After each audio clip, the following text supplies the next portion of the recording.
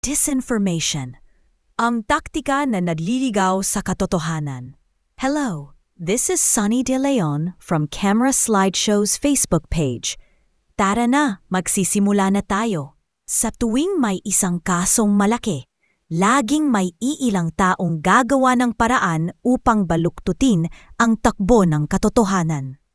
Hindi na bago ang taktika na ito, ang disinformation. Sinadyang padikha ng bagong kwento, bagong eksena at bagong salaysay kahit hindi totoo para lituhin ang mga nakikinig. Sa isang kwento ng ating kathang isip, nang may makasuhan, hindi sila dumiretso sa katotohanan.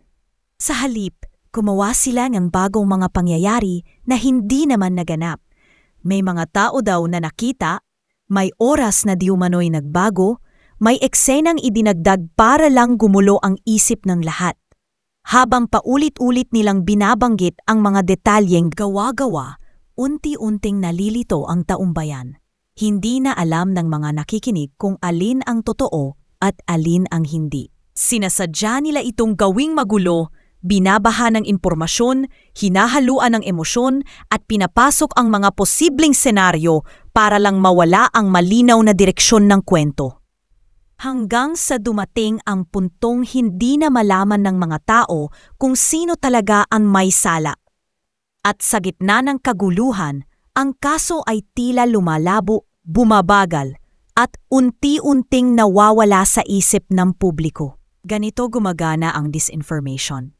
Hindi nito kayang baguhin ang katotohanan, pero kaya nitong sirain ang paniniwala ng tao sa kung ano ang totoo. At sa mundong puno ng salaysay, ang pinakamapanganib ay hindi ang kasinungalingan, kundi ang pagpalito na sadyang idinisenyo para protektahan ang dapat mangagot.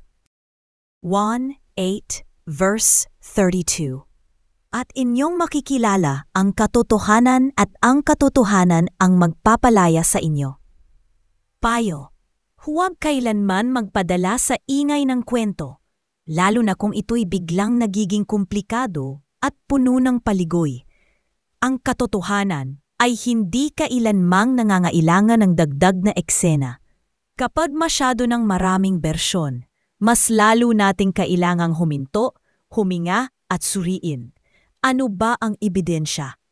Sa panahon ng disinformation, ang pagiging mapanuri ay sandata laban sa panlilinlang. Tanong: sa tingin mo, bakit mas mabilis maniwala ang tao sa magulong kwento kaysa sa diretsong katotohanan? This is Sunny De Leon. Thank you for watching. And please follow Camera Slideshow's Facebook page para mapanood agad ang mga bagong video upload. At please share na rin kung nagustuhan mo ang topic. Maraming salamat po.